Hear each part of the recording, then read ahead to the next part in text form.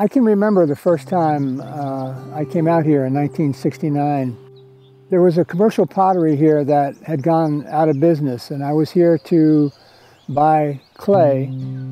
I went inside and there were two people, Edyth Donovan and David Hanyost, and they were trying to put together one last firing, and they asked me if I would help. I stayed, and then I hung out and I stayed for the whole winter. Edyth and I lived in that mill. It was the best year of our life. We wanted to form a community. We contacted our friends, and they came out in the spring.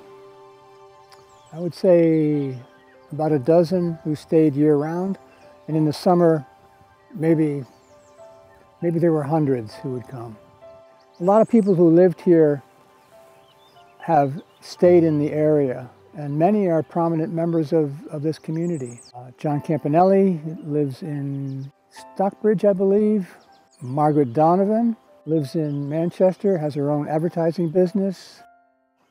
Chip MacDonald is one. He's done just about everything you can imagine.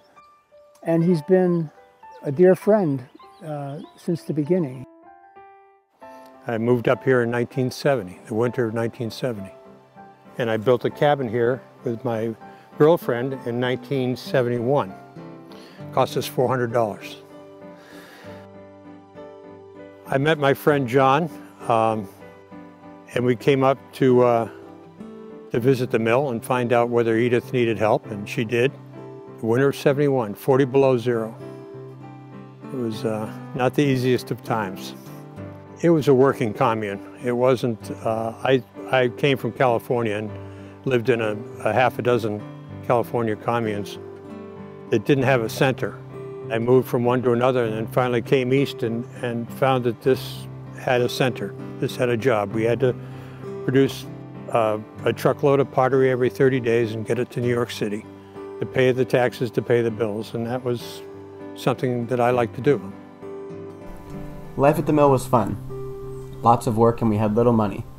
We built our own living spaces, learned carpentry, plumbing and electrical work, prepared communal meals, cultivated gardens, preserved food.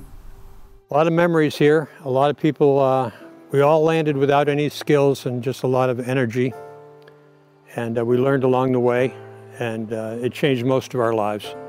I think I learned things here that I've definitely used all my life. Work and play always seemed to go together at the mill.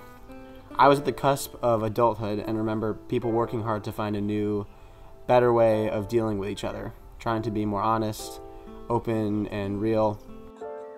I learned at Rexleigh that you don't necessarily have to know what you're doing. Just start, figure it out as you go along, and people will help and support you. Invariably, you attract a few people who actually know what they're doing and the job gets done. I've lived my life that way ever since.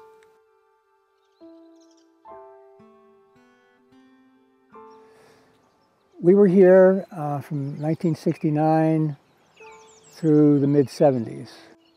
I think, you know, what initially attracted me to this area, to this spot, was this river.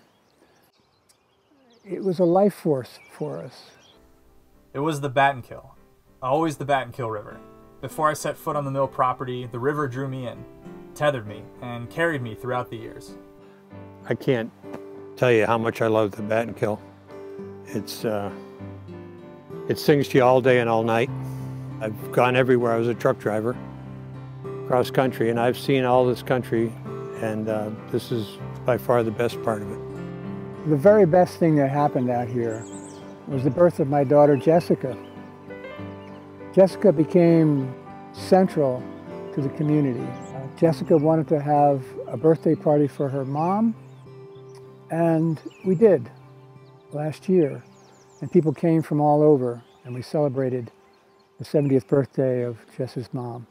I don't know that I could stand here and, in a nutshell, make it clear about what was most important here, because I think we were seeking a peaceful place to be, and we found it, and it affected most of us for the rest of our lives.